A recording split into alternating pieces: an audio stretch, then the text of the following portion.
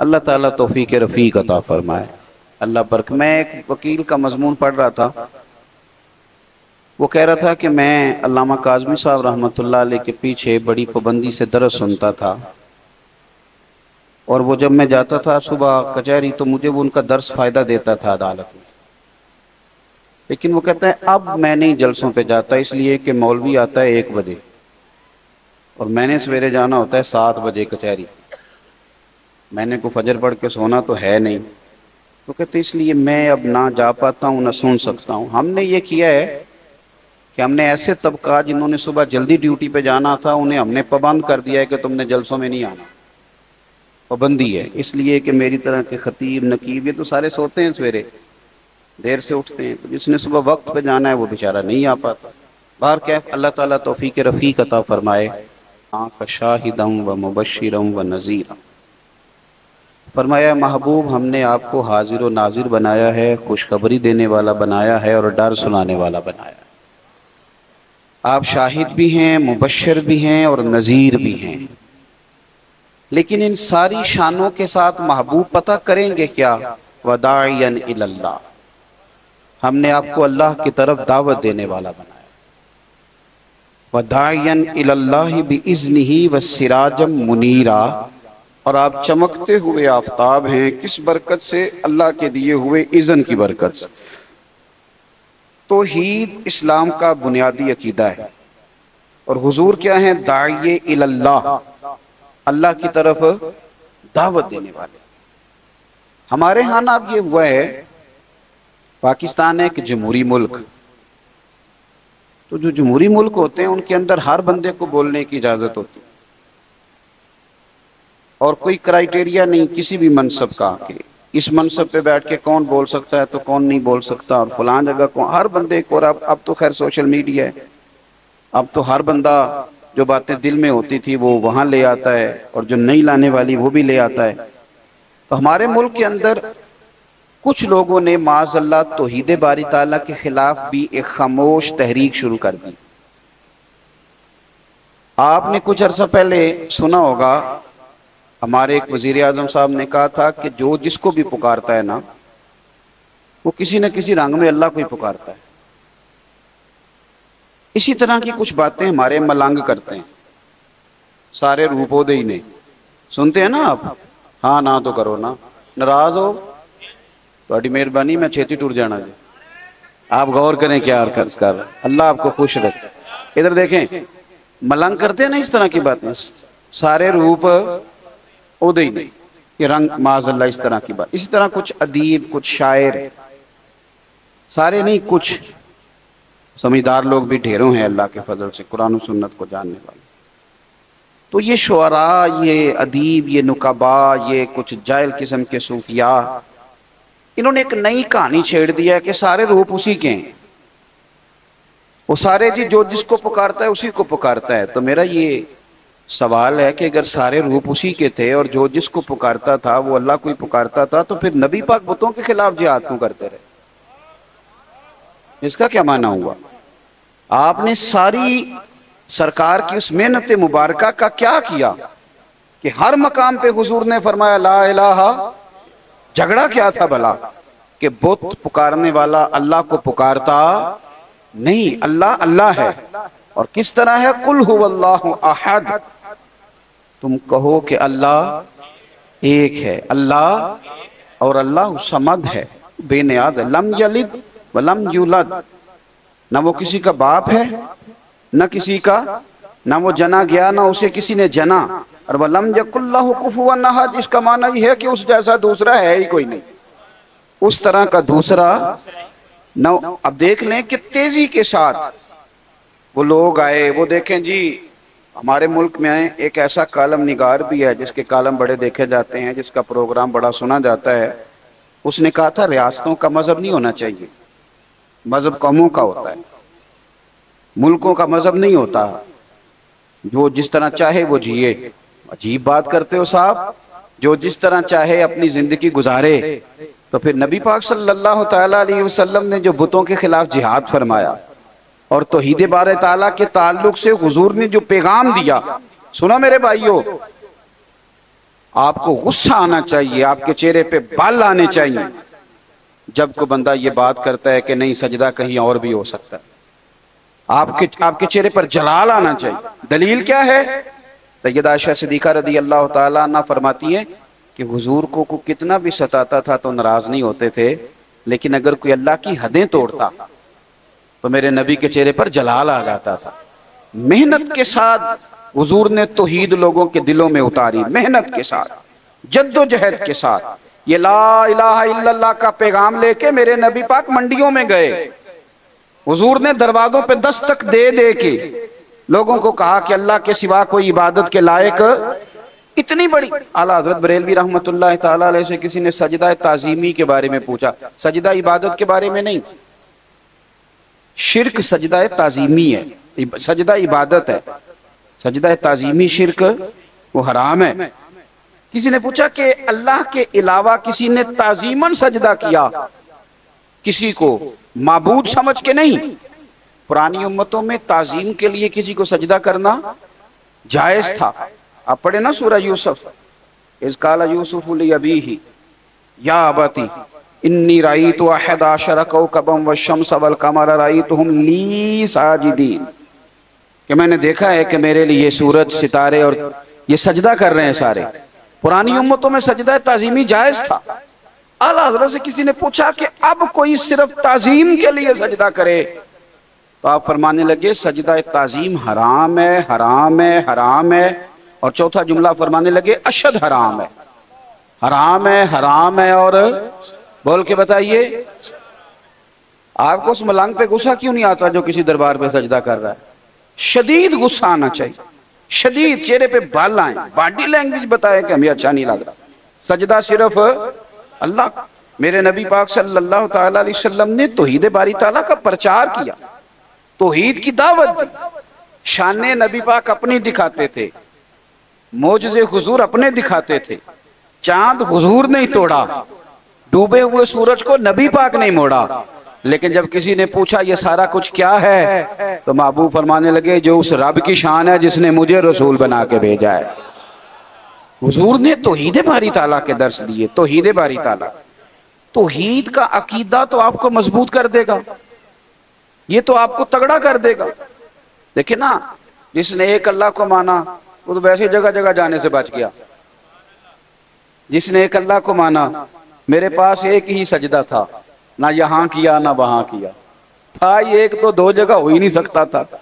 دوسری بات یہ کہ اس نے مان لیا کہ میرا اللہ ہی با اختیار ہے، وہ اپنے نبیوں ولیوں کو اختیار دیتا ہے، لیکن اللہ کے اذن کے بغیر کچھ ہو سکتا؟ پھر وہ سمجھ گیا کہ مجھے بھروسہ بھی اپنے اللہ پہ کرتا ہے، پھر وہ سمجھ گیا کہ مجھے ڈرنا بھی اپنے اللہ سے ہی ہے۔ جب توحید مان گیا تو سمجھ گیا وہ نعمت دے تو شکر کرنا ہے، آزمائش ڈالے تو۔ میرے نبی پاک علیہ السلام نے فرمایا، مسلم شریف کی حدیث ہے، حضور فرمانے لگے مومن کا معاملہ بھی بڑا ہی عجیب ہے، اس کے ہر کام میں خیر ہی خیر ہے۔ حضور فرماتے ہیں اللہ اس کو نعمت دے تو شکر کر کے اجر لے لیتا ہے، اور رب آزمائش ڈالے تو میرا مومن صبر کر کے اجر لے لیتا ہے۔ اجر ہی اجر ہے، اس کا کسی جگہ نقصان ہے، کیونکہ اللہ کا ماننے والا ہے۔ کیونکہ ایک توحید باری تعالیٰ آپ کو مضبوط کرتی ہے، توحید آپ کو، دیکھو یہاں نا بہت سارے بندے سینہ تان کے چلتے ہیں، پنجابی میں کہتے ہیں سینہ چوڑا کر کے، تگڑے ہو کے چلتے ہیں۔ بھئی کیا ہوا؟ کہتے ہیں آج کل ہماری پارٹی کی حکومت ہے۔ حالانکہ یہ الیکشن سے پہلے زیادہ جذباتی ہوتے ہیں، الیکشن کے بعد آہستہ آہستہ ٹھیک ہو جاتے ہیں، کیونکہ ہماری قوم جو ہے بڑی سمجھدار ہے۔ ایک دفعہ بندہ بس گھر آتا ہے کہ چودھری میری مدد کر، تو چودھری تے رب دے وے کام، چودھری پھر اپنی بیٹھ کے دفتر کھول لیندا ہے، کرسیاں بھی داریاں لے لیندا ہے کرائے دیاں، تے چودھری جلیبیاں بھی بوئے کے کڈان لگ پیندا ہے۔ تو کہندا ہے جنہیں انہوں ووٹ دیتا انہیں مینوں دیتا، تو جنہیں انہوں ووٹ نہ دیتا میری اتنا ناراضگی ہے۔ اور الیکشن کے 6 ماہ بعد چودھری صاحب سے پوچھیں کہ چودھری صاحب آپ کیا حال ہے؟ کہتے ہیں بندہ ٹھیک نہیں نکلیا۔ بھائی یہ بات ہے، یاد رکھیں کہ جس پارٹی کی حکومت ہو وہ بڑا سینہ چوڑا کر کے چلتے ہیں۔ تو مجھے بتائیے جو رب رسول کے ماننے والے، جن کی حکومتیں کبھی بدلتی، عقیدہ آپ کو مضبوط کرے گا، عقیدہ توحید آپ کو عقیدہ توحید و رسالت آپ کو جب آپ یہ پاکستان میں اب ٹینشن کے مریض ڈپریشن کے 65% ہیں، 65% مریض ہیں ڈپریشن کے۔ کیوں؟ یہ جتنے لوگ ہیں میری اس بات پہ خاص توجہ کریں، ہمارے اندر نا ایک انجانا خوف بیٹھتا جا رہا ہے آہستہ آہستہ، پتہ نہیں کیا ہو جائے گا، پتہ نہیں کیا بنے گا۔ یہ جو کرونا کی وبا آئی، اس کی وجہ سے دنیا میں جو مرض سب سے زیادہ پھیلا ہے وہ ڈپریشن کا ہے۔ اور پھر آپ یہ بھی دیکھ لیں کہ جو مریض کرونا سے ٹھیک ہو جاتے تھے، ڈاکٹر کہتے تھے وہ ذہنی مریض بن جاتے ہیں، کیونکہ ان کو اچھوت بنا دیا جاتا تھا، کوئی قریب نہیں جاتا تھا، پتہ نہیں یہ کیا بن گئے۔ تو وہ ٹھیک ہونے کے باوجود بھی وہ تکلیف میں تھے۔ یہ ڈپریشن کس بندے کو ہوتا ہے، انجانا خوف کسے ہوتا ہے میرے بھائی؟ اس بندے کو ہوتا ہے جس کا عقیدہ توحید کمزور ہوتا ہے، جس کا عقیدہ توحید تگڑا ہوتا ہے نا، تگڑا، اس بندے کو یہ چیزیں، اس کا تو اللہ اس کے ساتھ ہے، اس کا تو رب اس کے ساتھ ہے، وہ بندہ مضبوط ہوتا ہے۔ آپ دیکھیں نبی پاک صلی اللہ تعالی علیہ وسلم حضرت ابو بکر صدیق کے ساتھ غار ثور میں پہنچ گئے۔ اب جن لوگوں نے غار ثور دیکھی ہے ان کو پتہ ہے کہ اس طرف نشان ہے بڑا اور اس طرف ایک بڑا سوراخ ہے، وہاں اگر کوئی بندہ کھڑا ہو جائے نا تو بالکل اس طرح ہے کہ وہ اگر جھکے گا نا تو سارا کچھ دیکھ لے گا غار کے اندر کیا ہے، یعنی ایک دیوار کا فاصلہ ہے۔ کافر وہاں تک آ گئے، گرفتار کرنے آ گئے، اندر اللہ کے رسول ہیں جناب صدیق اکبر۔ حضرت صدیق اکبر پریشان ہو گئے، خوف میں آ گئے، غم میں۔ غم کس کا تھا؟ کہ میرے نبی کو کوئی تکلیف نہ پہنچ جائے، اپنا نہیں۔ اب آپ ذرا عقیدہ توحید دیکھیے گا میری سرکار کا۔ جناب صدیق اکبر فرماتے ہیں کہ غار کے دروازے پر آ گئے کافر، یعنی ادھر دیکھو میرے بھائی، بالکل بیماری، مصیبت، پریشانی، موت دروازے پہ بھی اگر آ جائے تو ہم نے کرنا کیا ہے؟ بالکل دروازے پہ آ جائے تو کیا کرنا ہے؟ حضرت ابو بکر صدیق کہتے ہیں بالکل آ گئے، ایک دیوار کا فاصلہ تھا، کافر آ گئے۔ میں نے عرض کی سونیا یہ آ گئے، یعنی یہ کھڑے ہیں، آ گئے۔ حضور اگر انہوں نے ذرا سا جھک کے دیکھا تو ہمیں دیکھ لیں گے۔ کہتے ہیں میں ڈر رہا تھا پر مدینے والے رسول مسکرا رہے تھے۔ آپ سمجھے میری بات کو، وہ مسکرا رہے تھے اور مسکرا کے فرمانے لگے لا تحزن، غم نہ کر۔ دلیل دی نبی پاک نے، ابو بکر غم حضور کیوں نہ کروں؟ فرمایا اس لیے نہ کر کہ ان اللہ معنا، ہم کو اکیلے نہیں، ہمارا رب ہمارے ساتھ ہے۔ جن کے ساتھ رب ہو ان کا دشمن دروازے پہ بھی آئے تو ان کا بگاڑ کچھ نہیں سکتا۔ جن کے ساتھ رب ہو، اٹھ باندھ کمر کیوں ڈرتا ہے؟ پھر دیکھ خدا کیا کرتا ہے۔ یہ ہمارے نوجوان بڑے کچے پکے، بڑے کچے پکے، یہ تو سارے ڈھونڈ رہے ہیں، یہ تو منتیں کر رہے ہیں امریکہ والے ماموں کی کہ تو کسی طریقے مہربان ہو جا۔ یہ تو بھاگ رہے ہیں لندن والی چچی کے پیچھے، ممانی کے پیچھے، خالہ کے پیچھے۔ یہ تو سیاستدانوں کی بیچارے یہ کہتے ہیں کوئی جیک لگ جائے، کرنا کچھ نہ پڑے، کسی طریقے کوئی بازو۔ کیوں آپ سارے تلاش کرتے ہیں؟ آپ کے پاس تو رب رسول کا دیا ہوا سہارا ہے، کیوں سارے تلاش کرتے ہیں؟ آپ توجہ کریں، اگر اللہ رسول کا دامن، یہ کوئی ٹھیکہ نہیں ہے۔ ایک مضمون، ایک کالم نگار ہیں، کبھی کبھی ان کا پڑھتا ہوں تو میرا تھوڑا بہت ان سے رابطہ بھی رہتا ہے۔ ایک دن انہوں نے مضمون لکھا تو مضمون یہاں سے شروع کیا، کہنے لگے کہ ایک چودھری کا بیٹا مر گیا تو ایک غریب کا بچہ اپنی دادی سے پوچھتا ہے کہ اب چودھری کون بنے گا؟ تو اس نے کہا اس کا بیٹا۔ تو وہ کہنے لگا دادی اگر وہ بھی مر گیا؟ تو اس نے کہا اس کا بیٹا۔ اگر کہا وہ بھی مر گیا تو اس کا بیٹا۔ تو دادی کہنے لگی پترا سارا پنڈ بھی مر جائے تو چودھری نہیں بن سکتا۔ میں ان کالم نگار نے فون کیتا، میں نے کہا یہ تو نے کیا فضول بات لکھی ہے؟ میرے ساتھ چل، میں تجھے بتاتا ہوں غریبوں کے بچے چودھری بنے ہوئے۔ ہاں چل میرے ساتھ، میں دکھاتا ہوں۔ اگر امیر کا بچہ ان پڑھ نکلا تو وہ گن لے کے بینک کے دروازے پہ کھڑا ہے، وہ چوکیدار ہے، اور اگر غریب کا بچہ پڑھ گیا تو وہ مینیجر بن کے اندر کرسی پہ بیٹھا ہوا ہے۔ تو بچوں میں صلاحیت پیدا کر۔ یہ تو نے کیا بات کر دی کہ چودھری نہیں بن سکتے؟ یہ تجھے کس نے کہا؟ یہ تو بچوں کو، اقبال کہنے لگے کہ شکایت ہے مجھے یا رب خدا بندان مکتب سے، سبق شاہی ہے بچوں کو دے رہے ہیں خاک بازی کا۔ یہ آپ کیا بات کر رہے ہیں؟ انہیں بتاؤ کہ تم سارا کچھ بن سکتے ہو، تمہارے اندر کیا کمزوری؟ حضرت بہلول دانا نا رستے میں بیٹھے تھے تو ہارون رشید حج کر کے آ رہا تھا. تو رب کے بندے بھی رب کے بندے ہوتے ہیں نا, اسی کسی دے کچھ بھی نہیں لگتے تے نہ کوئی ساڈا دردی. آج صبح کچھ دوست مجھ سے ٹائم لینے آ گئے, تو قاری صاحب گئے ہیں, میں نے مسجد بھی وہاں رکھی ہوئی ہے جہاں آگے بس پہلیاں ہی پہلیاں ہیں, سادہ سا کام رکھا ہے, چھوٹا سا نظام رکھا ہے. تو مینوں کہنے لگے جلسے دے پیسے کنے لیندے ہو؟ میں کہا ساڈی مسیت مدرسہ تے ساڈا اولیاء ویکھ کے تانوں لگدا ہے اسی پیسے لیندے ہوواਂگے؟ کرما لیا پیسے لیندے ہوندے تے کدھر ڈیفینس وچ ہوندے. یہ آپ ہماری بات کو سمجھ, سانو تخت ہزارے دی لوڑ کی ہے, نالے کی لگے شہر ببول دے نال, او سجنا اسی اپنی بال کے سیکنے آ, ہاتھ نہیں پھیلاتے کسی کے آگے. تو غلط جگہ پہ آیا, اسی اپنی بال کے سیکنے آ, ہم بڑے پکے لوگ ہیں, پکے.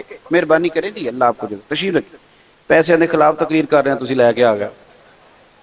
میری بات پہ توجہ کریں کیا عرض کر رہا ہوں, اللہ آپ کو جزائے خیر دے. غور فرمائیں. دیکھیں نا, میرے لیے بڑا مشکل ہو جائے, میری بڑی تکلیف ہے, میرے یہ ٹانگوں میں زخم ہے, میں چل ہی نہ سکوں. اور اگر بندے نے پیسے طے کیے ہوں تو پھر تو وہ ٹینشن میں رہتا ہے, وہ تو بڑا پریشان رہتا ہے کہ دیہڑی تھوڑی لگی. پھر وہ ڈھونڈتا ہے کہ کوئی دیگر تو بعد بھی مل جانا نا فیصل آباد, پھر 10 بھی رلدا. لیکن اگر آپ کا ارادہ ہو نا, اور یار سون تو معمولی آدمی نہیں, تو مدینے والے محبوب کے دین کا نمائندہ بنا ہوا ہے, تو پھر جو چسکا ہے نا وہ بھی بڑا ہی شاندار ہے. پھر وہ خواجہ صاحب کہتے ہیں کوٹ مٹھن سے کہ میں اپنی حیاتی تو قربان تھی ماں, اور دیکھو میری محمد پکیندے گزر گئی. دیکھو میں کتنا خوش بخت ہوں. اور بریلی کے امام فرمانے لگے فرشتے بھی کرتے ہیں تعظیم میری, فدا ہو کہ ان پر یہ عزت ملی ہے. سنیں اور یاد رکھ, حضرت بہلول دنا بیٹھے تھے تو ہارون رشید گزر رہا تھا گھوڑے پہ, حج کر کے آ رہا تھا. تو بڑے اس کے نعرے لگ رہے تھے, تو بابا کونے میں بیٹھا ہے, بڑے نعرے پیچھے ہٹ جاؤ, پیچھے ہٹ جاؤ, پیچھے ہٹ جاؤ. اور ہمارے اہل سنت میں تو جس دن آپ نے کہہ دیا نا پیچھے ہٹ جاؤ, یہ دا مطلب ہے ان کسے نہیں ہٹنا.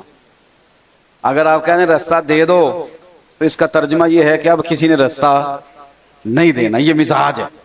یعنی کوئی بندہ ویسے, ہمارے ہاں ایک پل بنا شہر میں نیا, تو ایک دن وہاں رش بڑا تھا, تو میں نے ایک دوست سے کہا کہ پتہ نہیں تھے بندے کیوں کھڑے ہوئے, تو وہ کہتا ہے ایک ویسے کھلوتا ہونا ہے, تے باقی پھر ٹور کے ہونے پتہ کرو کیوں کھلوتا ہے. یہ مزاج ہے, اس مزاج کو بدلیں, تھوڑی تحقیق بنائیں اپنے ذہن میں. اس طرح سے قومیں کمزور ہو جاتی ہیں. آپ قومی ذہن بنائیں, وقت کو ضائع نہیں کریں. بہرحال وہ بڑے لوگ تھے, بڑا مجمع تھا, لیکن حضرت بہلول دنا کونے میں بیٹھے تھے. ہارون رشید خود چل کے گیا, کہنے لگا بابا کیا دیکھ رہے ہو؟ تو آپ فرمانے لگے دیکھ یہ رہا ہوں کہ تجھ سے پہلے بھی لوگوں نے اپنے بڑے نعرے لگوائے, آج انہیں پوچھتا کوئی نہیں.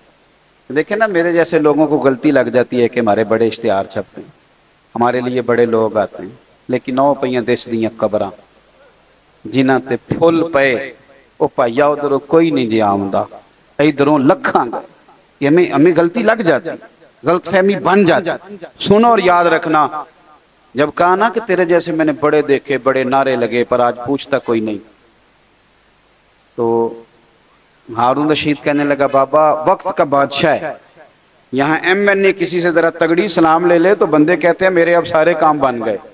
لیکن توحید اور رسالت والے لوگوں کا مزاج دیکھو کیا ہے. کہنے لگا بہلول دنا سے ہارون رشید کہنے لگا بابا جی کوئی حکم ہوا تو بتائیے گا. تو جناب بہلول دنا ہنسنے لگے, مسکرانے لگے, کہنے لگا جی میں نے کوئی لطیفہ تو نہیں سنایا, عرض کیا کوئی حکم ہو تو بتائیے گا. آپ فرمانے لگے یار تو بندہ ہو کے کس طرح کی باتیں کرتا, جا اپنا کام کر, جا وہ رستہ ہے اپنا رستہ ناپ. کہنے لگا حضور بتائیں تو صحیح. آپ فرمانے لگے سونا ہارون رشید تیرا کیا خیال ہے کہ میرا رب ہارون رشید کو دے گا اور بہلول دنا کو بھول جائے گا؟ یہ تو نے کیسی بات کر دی, یہ تو نے کیا کہا کہ میرے لیے کوئی حکم ہو تو جا اپنا کام کر جا. یہی حال جو میرے محبوب کے ماننے والے ان کا ہے. دیکھو میں اپنے مدرسے کے طالب علموں سے کہتا رہتا ہوں, لوگوں کے سامنے ہاتھ پھیلاؤ گے تو تمہاری بھوک بڑھے گی. لالچی آدمی جو ہوتا ہے اس کی بھوک روز بڑھتی ہے. یہ نفس کی بھوک ہے نا, یہ جن لوگوں کو اچھا کھانے کی طلب لگ جاتی ہے نا, صبح کے ٹائم پائے سے ناشتہ کر کے نا تو ان کا ارادہ ہوتا ہے کہ آج شام کو میں نے برگر کھانا. یہ طلب ہے، نفس بچہ ہے، جتنی بڑھائیں گے نا یہ بڑھ جائے گا۔ اور اگر آپ کا خیال ہے نا یار کمر سیدھی کرنے کے لیے کھانا ہے، تو پھر اچار اور اس پہ، وہ میری والدہ کہا کرتی تھی، میرے ابا جی ان سے کہتے تھے کہ تم چار پالا ہے تے پڑو لج دانے پالا ہے تے گرمیاں پرواہ کوئی نہیں، تو پھر اس میں بندہ سکھی رہتا ہے، پھر قناعت والی زندگی، پھر زندگی حسین ہو جاتی ہے۔ میرے بھائی سمجھ لیں اس کو، اگر آپ کا رب رسول سے رشتہ ہے، میں طالب علموں سے کہتا ہوں خدا رہا یہ مزاج نہ بنانا 2-4 ہزار دن میں جمع کرنے، آپ کنگال ہو جائیں گے، آپ کے پاس کچھ نہیں رہے گا۔ آپ کے اندر جو سینے کی علم کی دولت ہوگی نا، نور ہوگا، وہ بڑا مسئلہ بن جائے گا۔ آپ نے اس کا ریٹ لگا لیا، آپ نے کہہ لیا کہ یہ میرا گلا ہے، میرا سور ہے، میری آواز ہے، یا میرے اندر کوئی سرکار کی محبت ہے، یہ 40,000 ڈیلی کی ہے، پھر آپ کمزور پڑ جائیں گے۔ اور اگر آپ کہیں گے کہ سب سے زیادہ کرم ہی میرے اوپر ہے، تو پھر میرے اعلیٰ حضرت فرماتے ہیں دنیا داروں سے نہ مانگ، کون دیتا ہے دینے کو منہ چاہیے، دینے والا ہے سچا۔ اور اس کی دلیل داتا صاحب نے لکھی ہے، داتا گنج بخش علی اجویری نے۔ سفر کا مہینہ نا، داتا صاحب کا بھی عرس ہے۔ داتا صاحب فرماتے ہیں کہ ابو مسلم نام کا بادشاہ تھا، اس کے دور حکومت میں ایک اللہ کے بندے کو چوری کے جھوٹے مقدمے میں جیل ہو گئی۔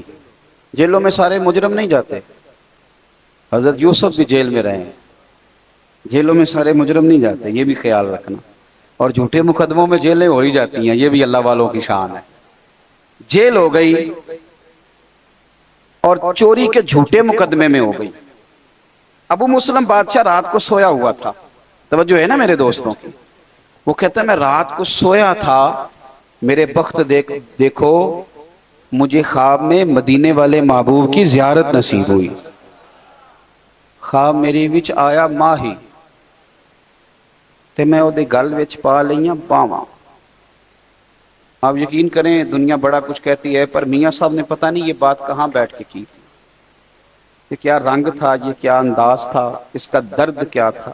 چر ہویا نا مینوں ترلے لیندیاں، تو کدی موڑ میرے ول واگاں، تے خواب میری وچ ایک وار جیاں میں ساری عمر نہ جاگا۔ میاں صاحب کہتے ہیں خواب میری وچ آیا ماہی تے میں نہ دے گل وچ پا لیاں باواں، پھر ڈر دی ماری اکھ بھی نہ کھولا، یعنی پتہ چل گیا یہ خواب ہے، لیکن میں ڈر دی ماری اکھ بھی نہ کھولا، کتے پھر بچھڑ نہ جاواں۔ آئی رات وصال دے والی تے ربا رات مکن نہ دیوی۔ کہتے مجھے نبی کریم کی زیارت ہوئی۔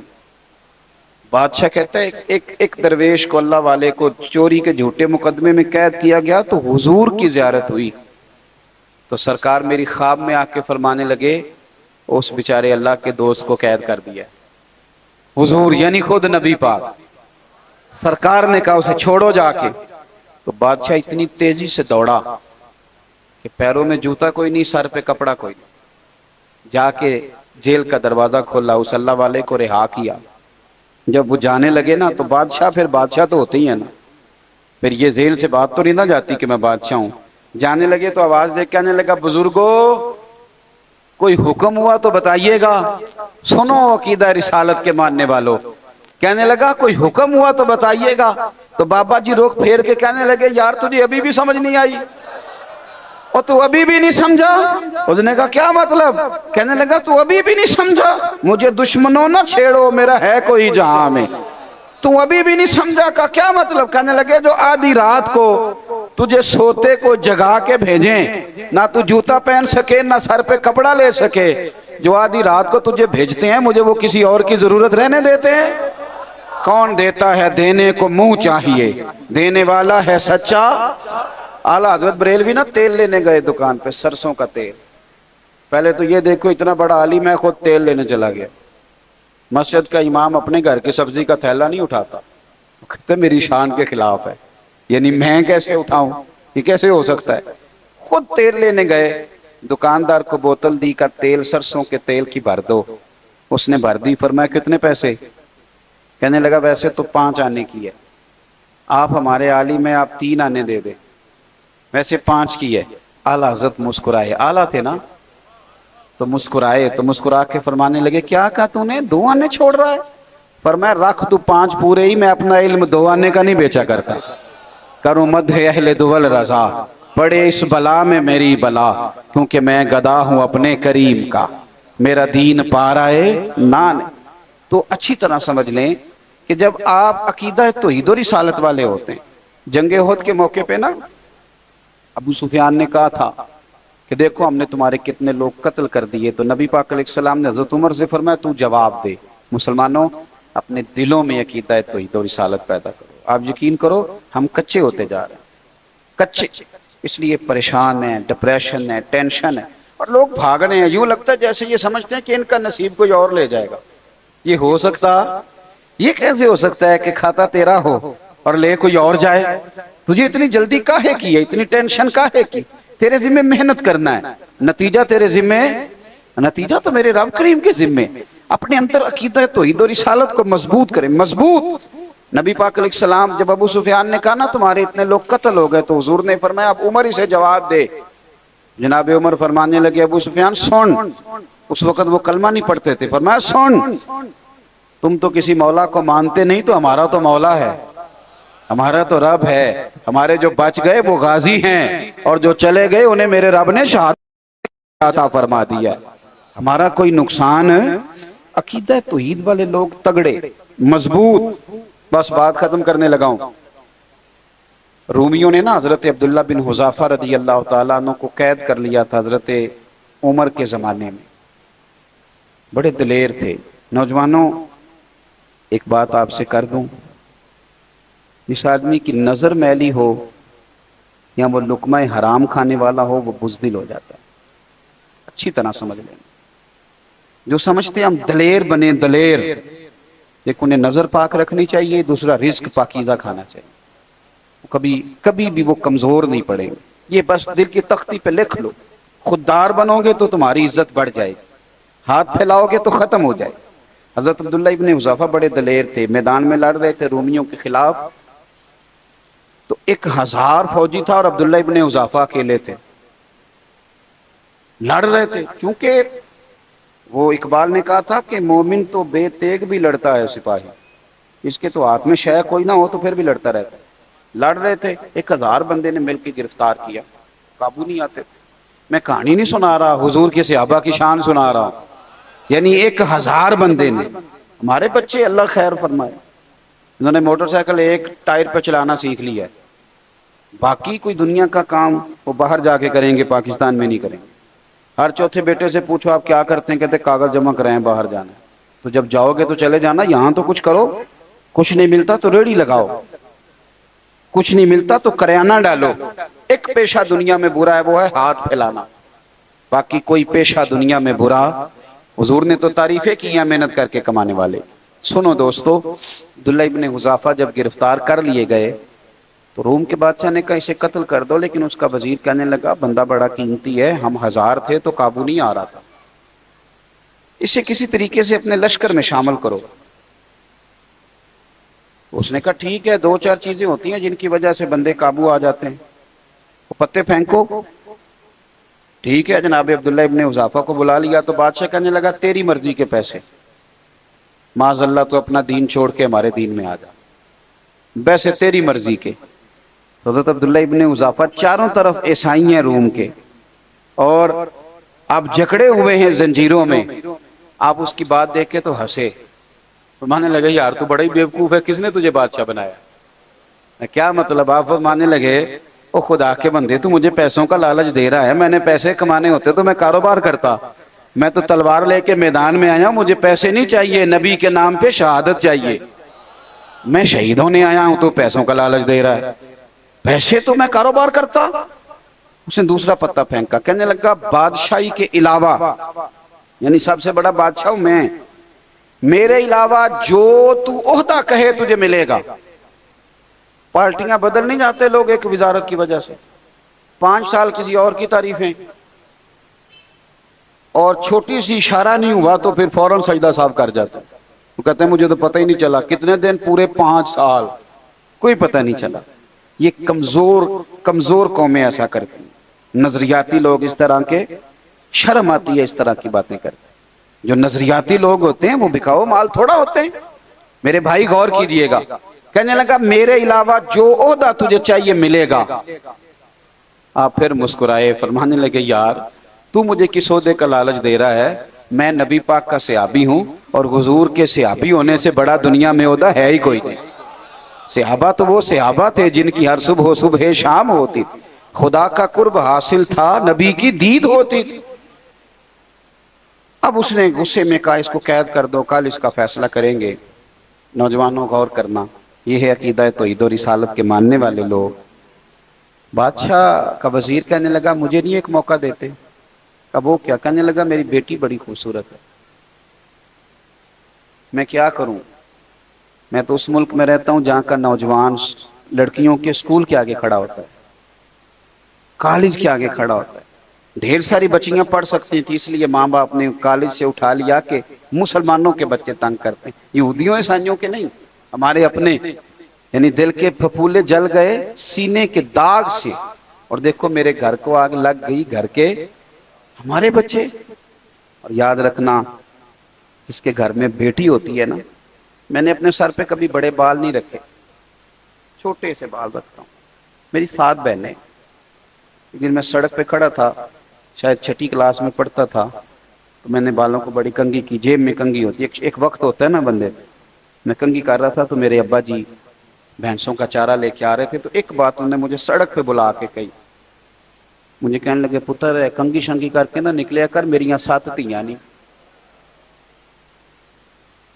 اگر تو کسی کے گھر دیکھے گا تو پتہ نہیں کیا بنے گا۔ بس ختم ہو گئی بات، کبھی بال ہی نہیں رکھے، ختم ہو گئی بات اس کے بعد، اور کبھی خیال ہی نہیں آیا۔ یہ آپ اپنا گھر محفوظ کریں گے اگر آپ کسی کے گھر کی حفاظت کریں گے۔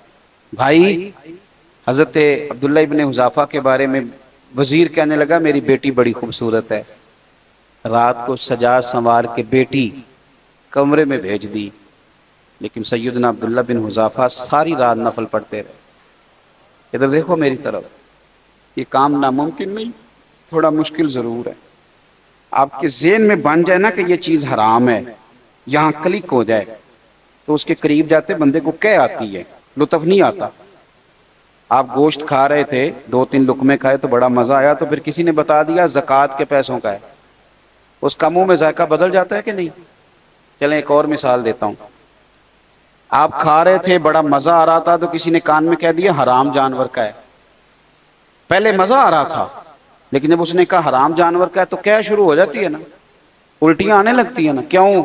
کہ آپ کے ذہن کی یہاں فٹ ہو گیا ہے کہ حرام چیز کھائی جا سکتی، تو اگر یہ ذہن بن جائے نا کہ یہ حرام کام ہے عورت کی طرف جانا، تو پھر بھی انشاءاللہ قریب جاتے آپ کو لذت نہیں آئے گی، آپ کو کیا آئے گی کہ یہ میرے لیے جائز ہے، بس یہاں فٹ کرو کہ یہ حلال ہے اور یہ حرام ہے۔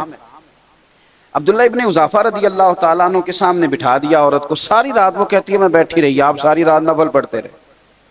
صبح کا وقت ہوا تو وہ بی بی کہنے لگی تو بندہ ہے کہ جن ہے، انسان ہے کہ فرشتہ ہے؟ میں ساری رات بیٹھی رہی، تو نے دیکھا نہیں؟ آپ فرمانے لگے نظر جھکا، میرے ساتھ بات نہ کر۔ کہا تو نے دیکھا کیوں نہیں؟ کہنے لگے کیسے دیکھوں، میں مدینے والے رسول کا ماننے والا ہوں۔ صبح دروازے پہ دستک ہوئی، وزیر نے دروازہ کھولا تو بیٹی سے کہنے لگا بیٹی کیا بنا؟ تو کہنے لگی پیچھے ہٹ، تو نامحرم ہے، میں تو مدینے والے کی غلام بن گئی ہوں۔ اس نے کہا کس طرح؟ کہنے لگی جس کے غلاموں کی یہ شان ہے، آقا کا کیا درجہ ہوگا؟ پھر بادشاہ نے بلایا، کڑائی میں تیل گرم کیا، کہنے لگا انہیں جلا دو۔ جب کڑائی میں پھینکا جا رہا تھا تو آپ رونے لگے، تو بادشاہ پوچھتا ہے ڈر گئے ہو؟ فرمانے لگے ڈر نہیں گیا، سوچ رہا ہوں ایک جان ہے، کاش میری ہزاروں ہوتی۔